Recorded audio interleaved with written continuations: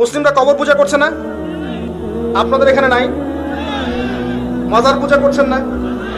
কথা বললে রাগ করলে কিচ্ছু করার নাই, কিন্তু মাজার পূজা শিরক, এটা মনে রাখতে হবে আপনাকে। কোনো ক্ষমতা নাই একজন মৃত মানুষের আপনার কোনো উপকার করার। এখানে আপনি জবাই করছেন, মানত করছেন, সিন্নি দিচ্ছেন, হাবিজাবি করছেন, কি করছেন এখানে? আর ইন্না সলাতি ওয়া নুসুকি ওয়া মাহইয়ায়া ওয়া মামাতি লিল্লাহি রাব্বিল আলামিন, এটা কোথায়? আমার সালাত, আমার সওম, আমার কুরবানি, আমার স্যাক্রিফাইস সব কার জন্য? আল্লাহর জন্য। এখানে তাওহীদের মধ্যে শিরকের অনুপ্রবেশ ঘটে গেছে।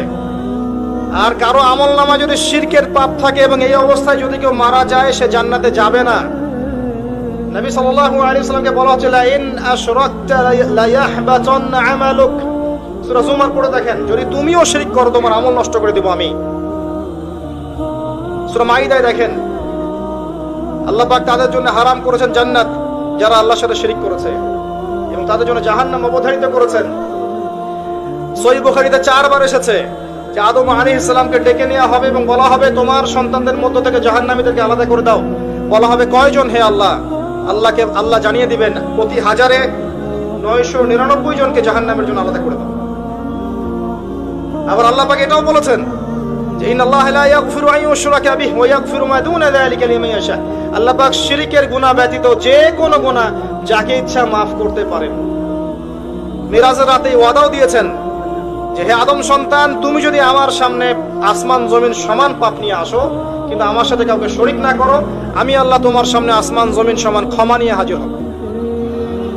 তারপরেও 1999 জন কেন জাহান্নামে যাবে? উত্তর খুব সিম্পল। উত্তরটা কি বুঝতে পারছেন? খুব সিম্পল। ওদের আমল নামায় কোন পাপ থাকবে? শিরকের পাপ থাকবে, না হলে আল্লাহ মাফ করে দিতেন। সিম্পল। তার মানে আমাদের মধ্যে শিরক আছে এবং শিরক থাকবে।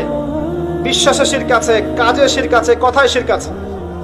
মুসলিমরা আল্লাহকে ছাড়া অন্য কাউকে সেজদা করছে, আল্লাহকে ছাড়া অন্য কারো কাছে দোয়া করছে, আল্লাহকে ছাড়া অন্য কারোর জন্য নজর মানত করছে, কুরবানি করছে, জবাই করছে, কসম করছে, সবকিছু করছে। এবং তারা আল্লাহকে পাওয়ার জন্য মৃত মানুষের ওসিলা তালাশ করছে। সুবহানাল্লাহ। আমরা তাওহীদের উপরে নাই অনেকেই।